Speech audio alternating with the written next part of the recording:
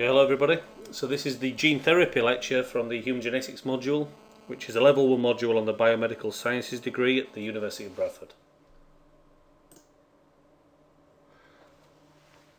Okay, so the aims of this lecture are to give you a broad and very generic introduction to the discipline of gene therapy that should allow you to be able to discuss what gene therapy is, and also to consider some of the challenges that faces gene therapy as a discipline, which largely involve actually delivery of the therapeutic transgene to cells, in addition to being able to talk about some of the successes and failures that the technology has enjoyed thus far. So we're going to start the lecture by just introducing what gene therapy is, just so there's no confusion, and just to explain what exactly it's trying to achieve. Before going on to consider different types of gene therapy that are available, or certainly different approaches to gene therapy might be a better way of describing what we're going to talk about. One of the biggest challenges of gene therapy is actually delivery of the so-called transgene, and we'll talk at length about transgene delivery and the different techniques that you can use to achieve this. Before considering some success stories related to the technology, and unfortunately one or two horror stories as well.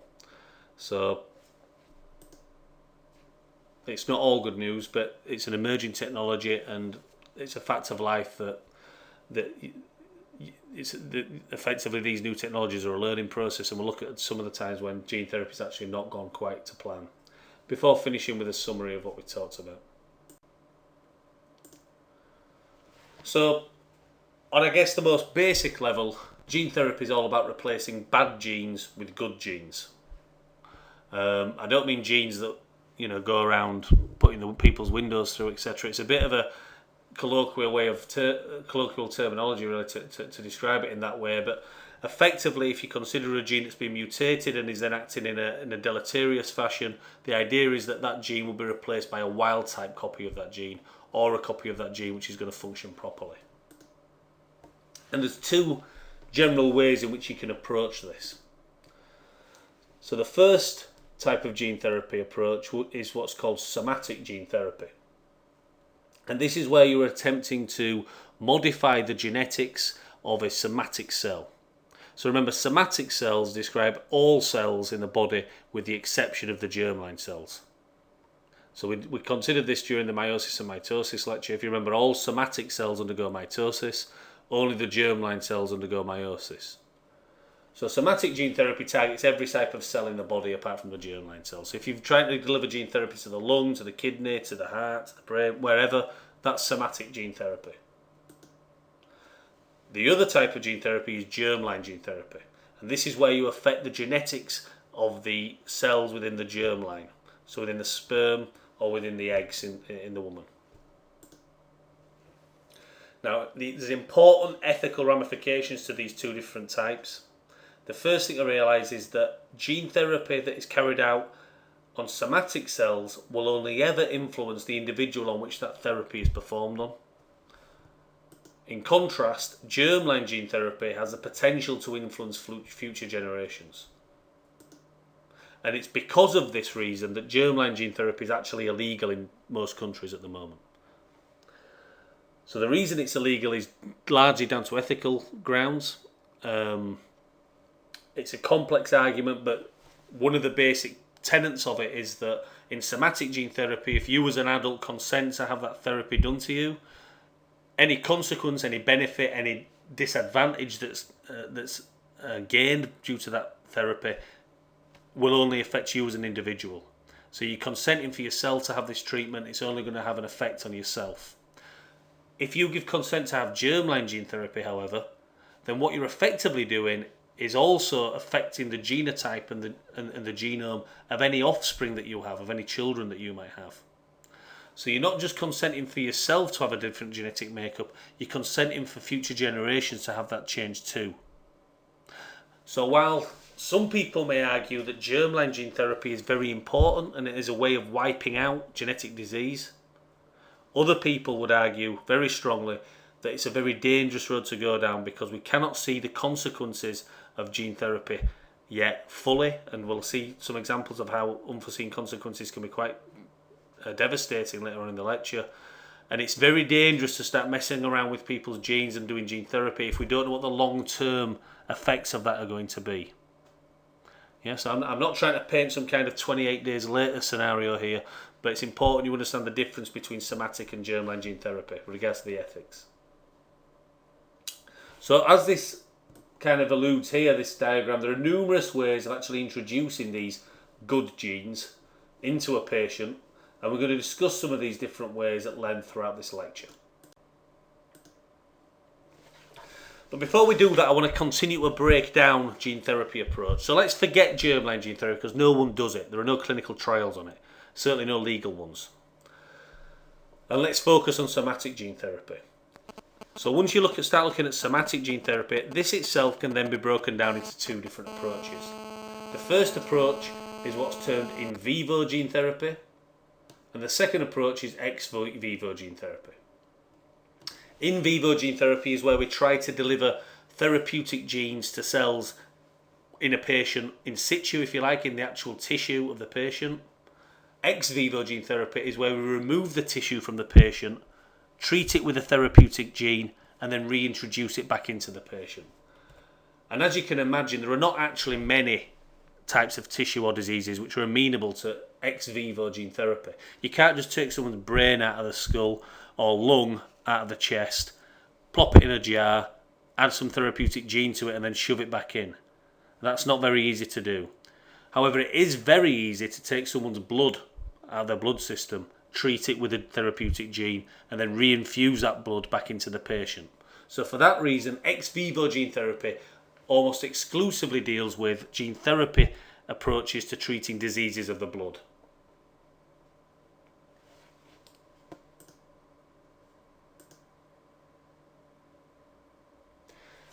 In vivo gene therapy, as I've said, deals with or attempts to directly deliver the transgene to the site of the disease, and that comes with a whole host of problems itself. One of those problems is which type of tissue you actually direct your therapy towards. So one of the genetic disorders which, when gene therapy was at its infancy, people were really excited about with regards to the potential of gene therapy as a cure for this disorder, and that's cystic fibrosis. One of the challenges of treating cystic fibrosis by gene therapy is which tissue do you target? So the obvious tissue are the lungs, the epithelial cells in the lungs. These are the actual cells which effectively generally kill people. So it's the lack of it's the sticky mucus in the lungs, in the airways, that effectively causes pulmonary damage and ultimately kills cystic fibrosis patients. They're the most obvious tissues to target. But if you look at actually the cell types that are affected by cystic fibrosis, it's not just restricted to the lung cells, so the epithelium in the lung. There's a whole range of different cell types which are negatively affected by the mutation in the CFTR gene, and these include intestinal cells, pancreatic cells in particular, and also reproductive tissue. So it's often the case that males who have mild cystic fibrosis mutations can actually be infertile. So do you target all of those different cell types with your therapy, or do you just focus on one? The cell type which is most dangerous, inverted commas, clinically, or what kind of approach do you take? And these are all questions which face scientists who are involved and clinicians who are involved in clinical trials using gene therapy to treat disease. Okay, so we've talked about somatic and germline gene therapy. We've talked about ex vivo and in vivo gene therapy. So I just want to talk a little bit now about gene addition and gene replacement, which are two different approaches for how you actually go about correcting the genetic defects that you're trying to correct in the cell. So if you think about it, the ideal way of correcting a defect, a mutation in a gene, would be to replace that gene in its entirety with a working copy. So in other words, the best thing to do would be able to replace the mutant gene with a working copy of a gene. And the reason that's the best way of doing it is because that would allow you to treat not only mutations which were autosomal recessive in nature and caused a loss of function, but also to treat mutations which were autosomal dominant in nature and led to a gain of function event for that protein. So remember, we've touched upon this several times in the module. If you have a gain of function mutation, the protein is doing something new, something different that it shouldn't do. So simply adding more of a working gene isn't going to help the patient, because you've still got this incorrect protein, this mutant protein, doing this new function that's causing disease. The only way with gene therapy to cure somebody who's got a dominant mutation is to actually physically either repair the mutation that's present in the gene or to replace the gene in its entirety. Neither of these things actually, unfortunately, are really feasible at the moment in human gene therapy trials. Certainly they're very difficult and problematic. So this is an example of how you could potentially at least approach an autosomal dominant disorder by repairing the damage to the DNA. So there are two possibilities. If this is your autosomal dominant mutation here, you could try and use gene therapy to elicit a repair of that mutation so that a working copy of the gene was restored.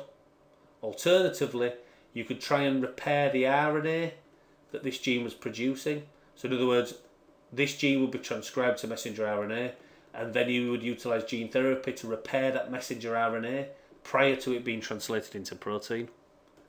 Either of these mechanisms would result hopefully in the production of functional protein rather than the gain of function protein which was causing the illness. So that's modifying, repairing mutation. An easier way you might think would be to just chop this gene out of the genome and stick a working copy in there. In theory that's great, in practice that's incredibly difficult, particularly in mammalian cells.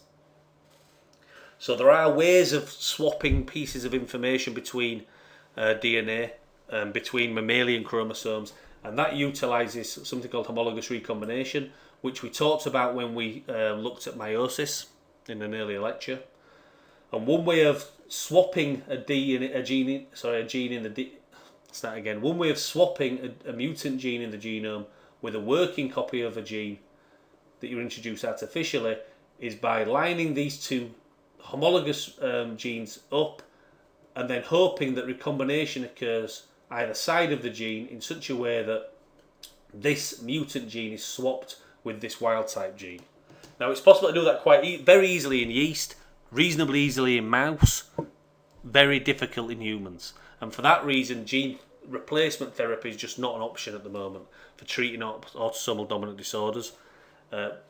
People would sorely love to be able to use this technique to treat a number of autosomal dominant disorders, such as Huntington's disease, for example.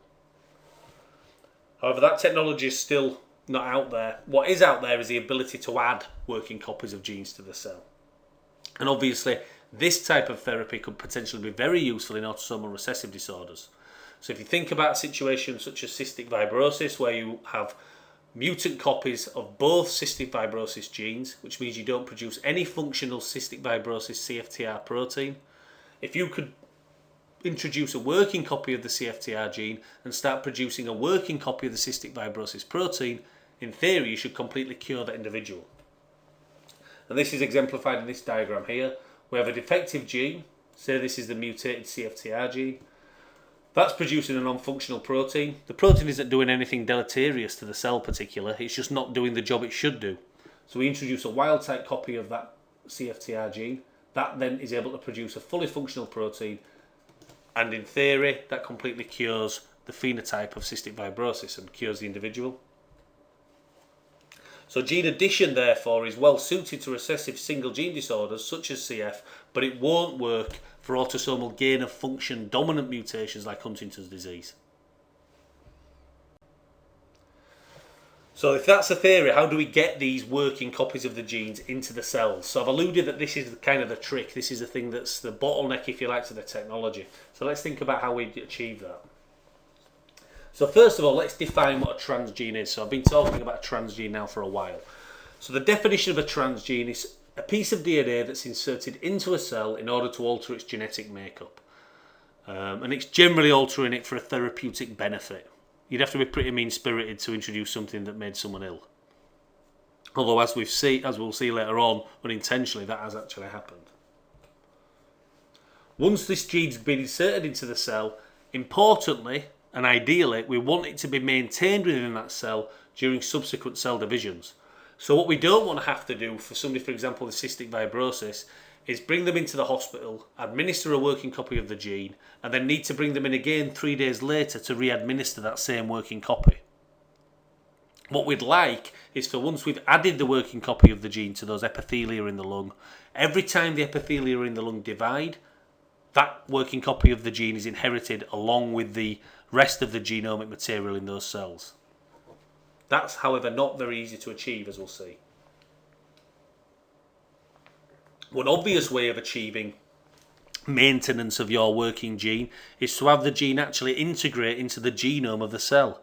So if you stick your working copy of this gene into the actual genomic DNA of the cell, when the genomic DNA divides and is inherited by the daughter cells, so too will your working copy of the gene. So that seems like a really common sense, easy way of resolving the problem, but are there any risks to this that you can think of? What happens, for example, if your working copy of the gene inserts itself right in the middle of a tumour suppressor gene? That will disrupt the sequence of that tumour suppressor gene, effectively mutate it and wipe it out, and it could cause cancer. What if it inserts itself elsewhere, right into the middle of another essential gene? What if it inserts itself upstream of an oncogene and somehow activates that oncogene, again causing cancer? So there are risks to this random insertion of DNA into the genome, and we'll talk about that more later on when we give some examples of things that have gone wrong in gene therapy.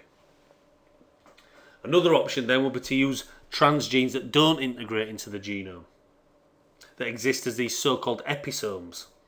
So an episome is a piece of DNA, if you like, that's contained within the nucleus of the cell but is separate to the genomic DNA, to the genome. What are the problems with this? Well, if it's separate to the genomic material, it's likely that it's not going to be inherited with the same fidelity as that genomic material. There are very complex mechanisms, as we've seen in other lectures, which monitor the alignment of chromosomes at the mitotic spindle and the metaphase plate prior to mitosis and cell division that ensure that we have an equal number of chromosomes divided into each daughter cell. Episomes are likely to not have that benefit of that mechanism, and it may be that when a cell divides, one of the daughter cells inherits the episome or the episomes, but the other daughter cell simply doesn't, just by chance. And that, then again, you're losing the therapeutic gene. It's going to disappear over cellular generations. So how do we actually deliver these transgenes in there then? How are we actually getting them into the cells in the first place? Well, they're delivered via something which is termed a vehicle, and that's a generic term for many different ways of delivering these transgenes to patient cells. The vehicle can also be called occasionally a delivery vector, so you may hear people talking about delivery vectors in gene therapy. A delivery vector is just the same as a vehicle. And by far the most common delivery vehicle, as you will see in a moment, are viruses, and we'll talk about why that's the case in a second. Before we do that, what I'd like to do is consider what we actually require from a transgene delivery vehicle in order for it to be fit for purpose. So we're writing a list of all the things we want our delivery vehicle to be able to do in order to, deliver this therapeutic gene to a patient who's got, say, a genetic disease such as cystic fibrosis. Well, one of the first things that we want it to be delivered efficiently. So there's very little point treating somebody who's got cystic fibrosis with a gene therapy regime if only 1% or 0.1% of the epithelia in the lung take up that therapeutic transgene when it's delivered to them. Ideally, you want every single cell that's exposed to your transgene delivery vehicle to absorb that delivery vehicle, to take that delivery vehicle up and to start expressing that therapeutic gene. So the efficiency of delivery is key. This is actually a microscopic picture of some cells that have been transfected or have had exogenous DNA introduced to them, and this DNA is expressing a particular protein called the green fluorescent protein. So the green fluorescent protein, as the name suggests, fluoresces green when you shine UV light on it. So what you can use GFP, the green fluorescent protein, for is a marker of transfection efficiency. So this is a marker for the efficiency of uptake of this particular DNA. And as you can see in this experiment, the efficiency of uptake is very good. Every single cell that we can see down here has taken up the DNA and is expressing this green fluorescent protein. by virtue of the fact that we have this nice green signal present in the nuclei of these cells. So we want this transgene delivery vehicle to be very efficient at being taken up by the cells. The cell cycle state of the cell can have an effect on whether or not the transgene delivery vehicle is able to get into the cell or not. If cells are not actively dividing, such as cardiomyocytes like we see here, it's often very difficult to introduce exogenous DNA into these cell types. So we need to think carefully about the cell cycle state of the cell that we're trying to deliver the therapy to. If it's a rapidly dividing cell like the epithelia, then that's okay. We can generally get exogenous DNA into those cells quite easily. If it's a cell that isn't dividing, such as a neuron or a heart cell, then we need to consider perhaps a different strategy to the norm in order to get a therapeutic gene into these particular cell types. The cell type itself is important, similar to what we talked about before. We might want to think about what effect the vehicle we're using is going to have on the host cell immune system. So we're not injecting gene therapy vehicles into cells in a tissue culture flask. We're injecting gene therapy delivery vehicles into patients. And when you inject something foreign into the human body, often the immune system will recognize that foreign body and attack it. Now, some things generate a much higher immune response than others, and excessively high immune responses can be very dangerous to the individual, can lead to multiple organ failure and even death. And unfortunately, this is an example of one of the tragic stories of gene therapy that we're going to talk about later on in the lecture. So ideally, you want a vehicle that has a very low immunogenicity index, something that isn't going to trigger the immune system at all in the patient. So the patient will tolerate it very well. Another really important thing is how big is the therapeutic gene that you're trying to introduce? Is the gene very small? Is it just a few hundred nucleotides, a few hundred base pairs long? Then that's going to be very easy to package into a delivery vehicle and deliver. Or is it huge? Is it like the gene for dystrophin, which is a protein involved in muscle function, which is the largest gene in the genome, which is megabases in size. So many thousands and thousands of base pairs long. That's going to be very difficult to package into a delivery vehicle. So you need to think about the size of the transgene you're going to deliver, because that's going to affect your decision with regards to which vehicle you need to use to deliver it. And you also need to consider the stability of the transgene in the cell. As we've talked about, some delivery vehicles will be lost during cell divisions, other ones will be maintained. Is it important that your transgene is maintained, or is it sufficient that it's just present at a high efficiency because the cells that you're infecting actually don't divide, such as the cardiomyocytes we talked about earlier on here? And finally, you want to choose a delivery vehicle that's going to allow your therapeutic gene to be expressed at a high level. If you're introducing a working copy, a wild-type copy of the CFTR gene into a patient, then you need to make sure that once you've got that gene into the epithelial cells of the lung, that the actual CFTR gene is being expressed and that the CFTR protein is being expressed and produced in the cell at a reasonable level. So this is something called a Western blot, and you'll learn more about these next year. Western blots allow us to look at protein in the lab by separating proteins according to size on a gel and then transferring those proteins to a particular membrane, which we can then probe using antibodies. Now, you should hopefully know that antibodies are specific for particular antigens, and it's possible to develop and raise antibodies which are specific to particular proteins. All an antigen is effectively a run of amino acids, a particular peptide structure. So it's just as easy to develop an antibody which will recognise a particular protein as it is a particular pathogenic antigen. So if you develop an antibody which will recognise a CFTR protein, you can use that antibody on a Western blot to look at how much of the CFTR protein is present in the cell. And as you can see here, in experiment A, the protein LF is being expressed at a very high level. There's lots of it visible on this Western blot experiment. In contrast, in experiment B, very little of the LF protein is being produced. So you could say that in experiment A, there's very good expression of the transgene, but in experiment B, very little of the transgene actually is being produced as functional protein. and that might have a direct impact on how well that therapy is working for that patient. This particular protein here, actin, which is a cytoskeletal protein, part of the actin cytoskeleton, this is included as something called a loading control for the experiment. If this wasn't present, one could argue that, well, perhaps the protein in experiment B is just lower because there's less protein being used in that experiment. But because we've included a loading control for experiment A and experiment B, we can see that there's the same amount of this structural protein actin present in each of these experiments. It's just that there's less of this transgene protein LF. So the reason we're seeing less of the transgene protein is because less of it's being expressed in those cells, not because there's less protein included in this particular experiment. So these are the things that we need to consider then when we're thinking about a gene therapy approach to treating a disease. All of these are very key factors.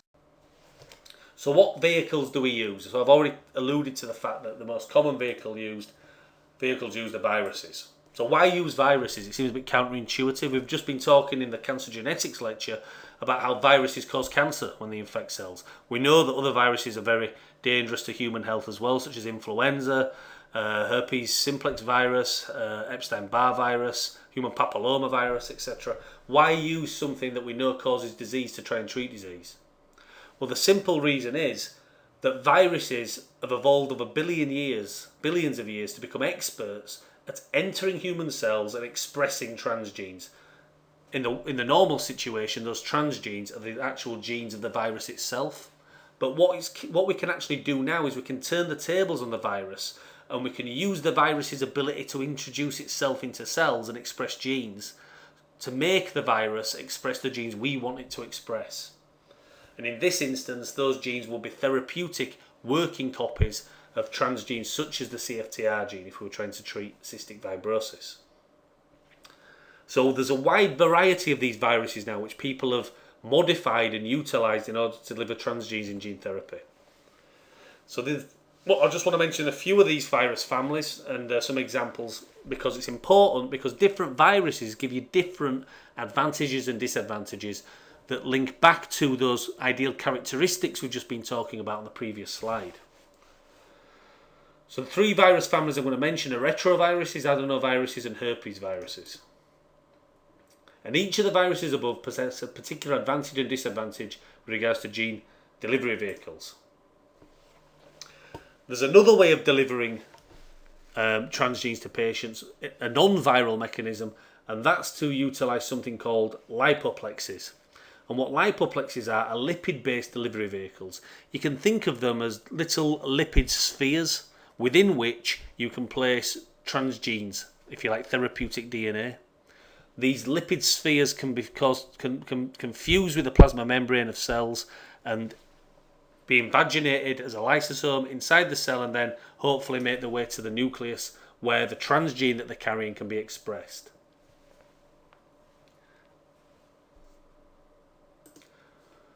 Okay, so let's look at some of the advantages and disadvantages of these different systems then. So before I start that, I just want to give you a quick overview of the different viruses, because you don't have to do a lot of virology on the degree programme. So the first virus family are these retroviruses. Retroviruses are RNA-based viruses, so they have an RNA genome. The most famous retrovirus probably that you'll have heard of is HIV-1, which is a type of retrovirus, loosely speaking. And believe it or not, people have actually used HIV-1 to try and deliver gene therapy transgenes to patients. Now, that might fill you with dread, the idea of somebody coming along with a syringe and telling you that they were going to inject you with HIV-1 and it would make you better. Nevertheless, people have used the virus because it offers certain advantages to people who work in the discipline of gene therapy. One important aspect of retroviruses that makes them particularly appealing to gene therapy scientists is the fact that they integrate their genomes into the host genome following infection. So HIV-1 infects a cell and then it integrates its entire RNA genome into the genome of the host cell. So because you integrate the genome of the virus into the genome of the cell, that means that during subsequent cell divisions, the information within that genome is passed on. So it's a really attractive way of making sure that your transgene that you introduce to cells is maintained in those cells during subsequent divisions, and you don't have this problem of that information being lost following numerous generations of cells being produced. There are some disadvantages associated with retroviruses, the main one being that retroviruses cannot infect non-dividing cells. So for example, you couldn't use a retrovirus to deliver a transgene to cardiomyocytes or to neurons. Now we've mentioned the advantage of integration, the fact that this allows the maintenance of your transgene, but its biggest advantage is also its biggest drawback, because as we mentioned before, random integration into the genome of a cell could potentially lead to problems associated with things like activation of oncogenes or disruption of tumour suppressor genes that might itself in turn lead to cancer. And we'll give you an example of this later on in the lecture.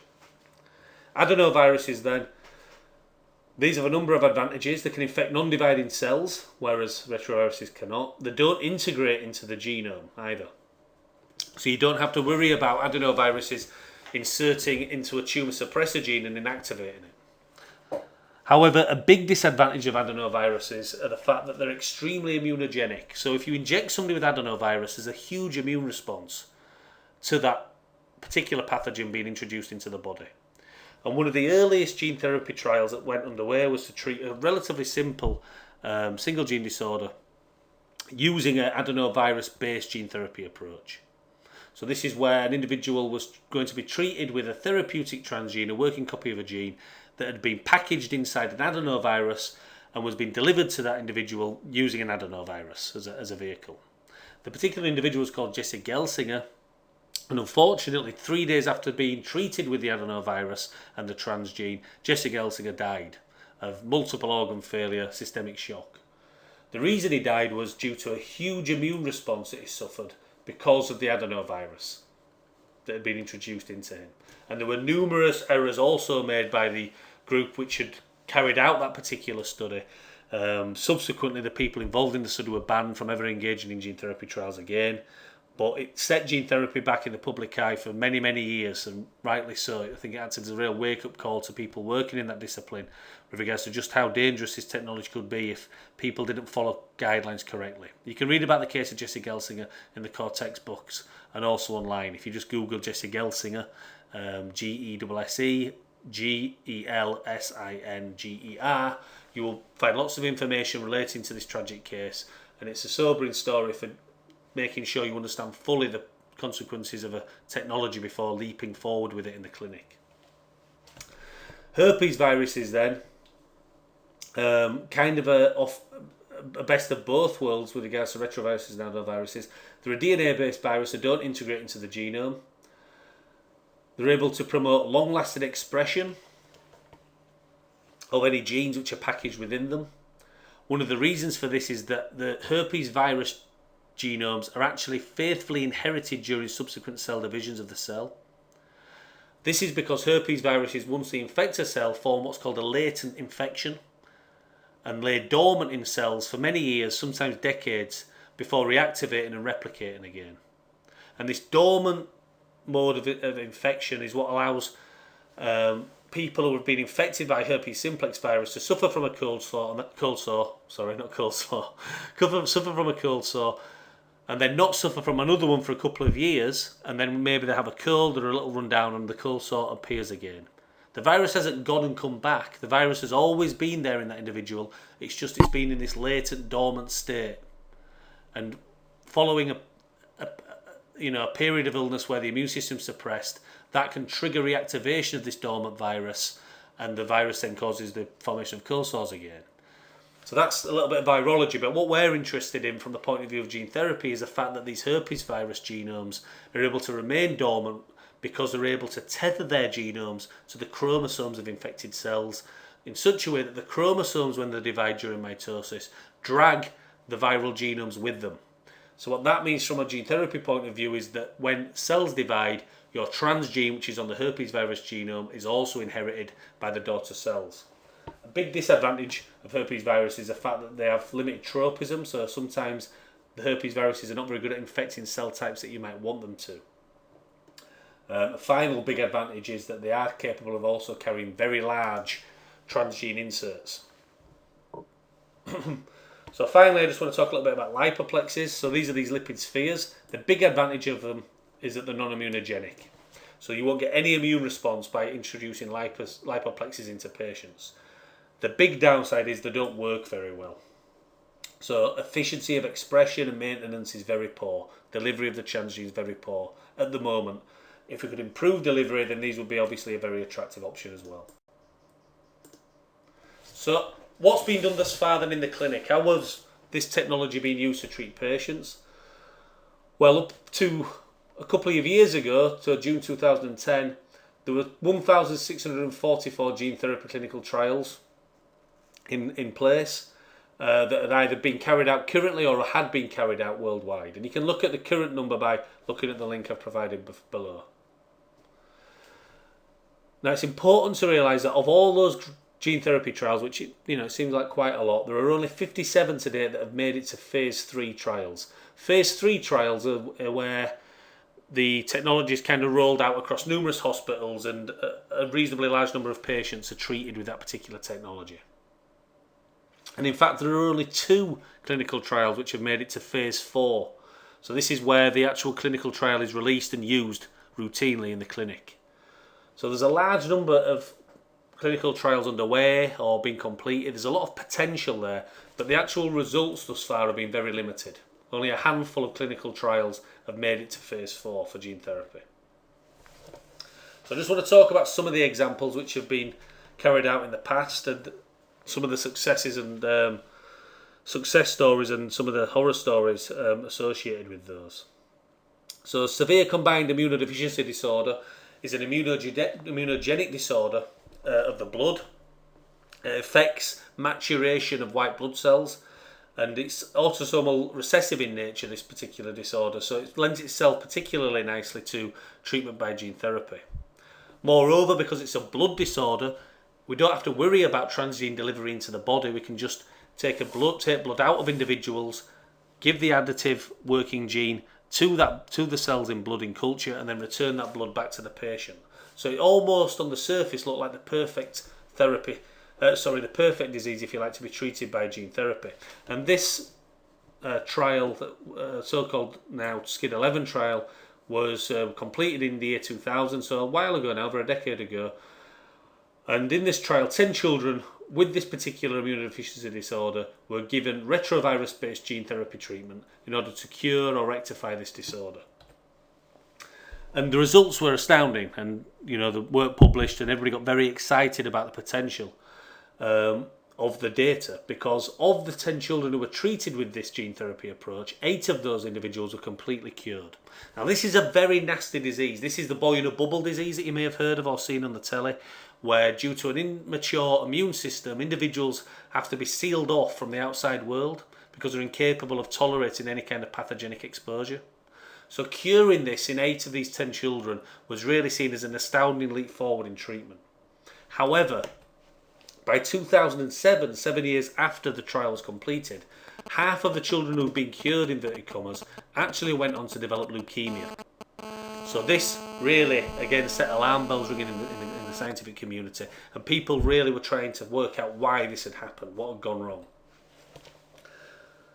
So if we look in a little bit more detail about how the treatment worked and what the hypothesis was, we get an insight into where the problems arose. So this is a SCID 11 patient, and this is basically a diagram showing the maturation of the hemopoietic stem cells through to the different mature red and white blood cells that these precursor cells, these blood stem cells produce. So in SCID 11 patients, there's a deficiency in interleukin 7 and interleukin 15 signalling. And this deficiency in the signalling of these interleukin molecules effectively puts a block at this point in cellular maturation and prevents the formation of these T cells and NK cells, which effectively are the fighting force of the immune system. These are the white blood cells that fight infection and provide innate and acquired immunity to the self.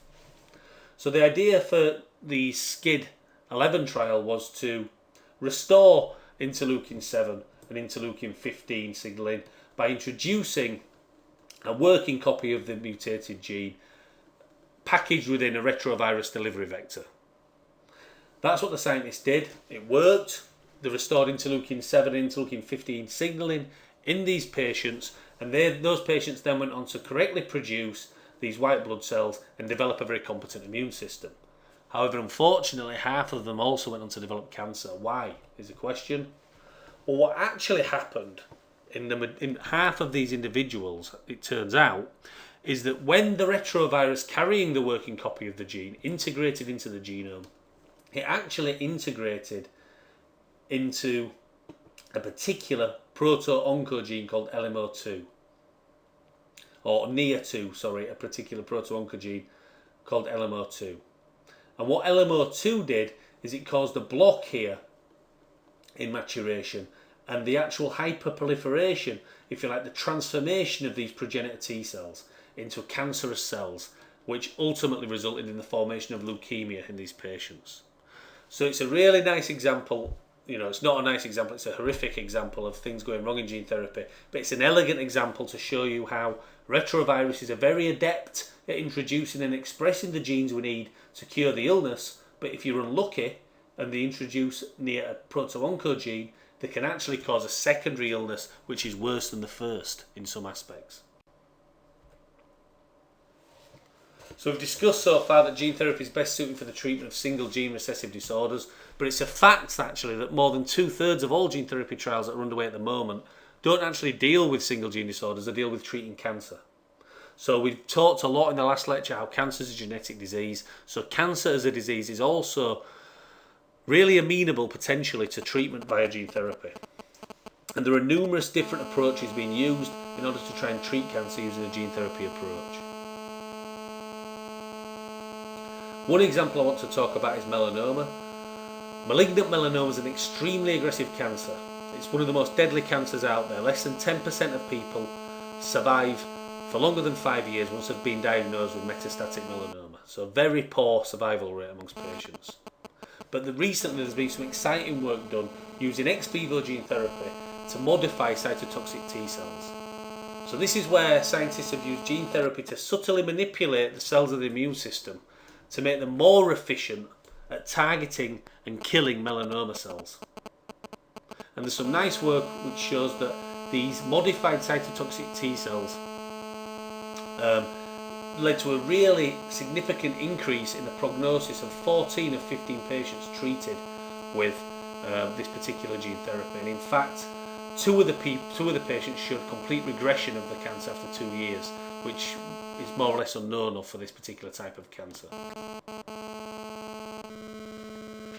A different type of approach to treat cancer utilises these so-called oncolytic viruses. Oncolytic viruses are a really interesting type of virus that seem to focus or seem to have an increased potential for infecting tumour cells above normal cells. So there are several naturally occurring oncolytic viruses, and one example is reovirus. And what reovirus will do is it will target and infect cancer cells but not normal cells. And when it infects the cancer cells and it replicates, it kills the cancer cells. So there's a lot of work at the moment going on using oncolytic viruses to try and treat cancer. There's a targeted way of killing cancer cells. Now, in addition to naturally occurring oncolytic viruses, there are examples of where scientists have generated, if you like, artificial oncolytic viruses. The best example is a so-called Onyx-15 virus, which is a type of adenovirus which will only infect cells which have got inactivated p53. In other words, cells which are generally cancerous in nature. And we'll talk more about Onyx-15 in year 3 in medical genetics, but obviously you're free to read about it in the wider literature should you wish. Okay then, just to summarise what we've been talking about. So gene therapy is a genetic modification of the cells of a patient to achieve a therapeutic goal. Currently we only use somatic gene therapy. Germline gene therapy is illegal in most countries because it has a potential to affect future generations. And the majority of gene therapy that's used clinically and that is in clinical trials relates to gene addition. So these types of gene therapy are concerned with the introduction of a working copy of a gene to rectify an autosomal recessive disorder. We deliver these working copies of genes, which are called transgenes, via a delivery vehicle. And in most cases, the most common type of delivery vehicle used is a virus. Different viruses offer different advantages and disadvantages depending on what type of disease you're trying to treat. So I talked briefly about a couple of examples from gene therapy, the SKID 11 trials and the case of Jesse Gelsinger, both of which were low points for gene therapy really, although there was obviously initially great hope and success associated with the SKID trial, but this ultimately resulted in unfortunately half of the patients who were supposedly cured developing cancer. And I've talked a little bit about some of the more recent success stories which involve the treatment of malignant melanoma. So there's a lot more to come from gene therapy in the future, and this is both in respects to this degree program, because you'll learn lots more about this in year 3, but also just in biomedicine as well. It's a really important emerging area of molecular medicine is gene therapy, and as we understand more and more about the molecular biology of disease and the molecular biology of the cell and how the molecular biology of the gene, we're going to be able to develop more and more sophisticated ways of manipulating the genetics of the cell in order to hopefully enact genuine therapeutic benefit to the patient. So I hope this has proved interesting and it will be of use during revision. Look out for the rest of the lectures on my YouTube channel, Boyne at Bradford. Thank you.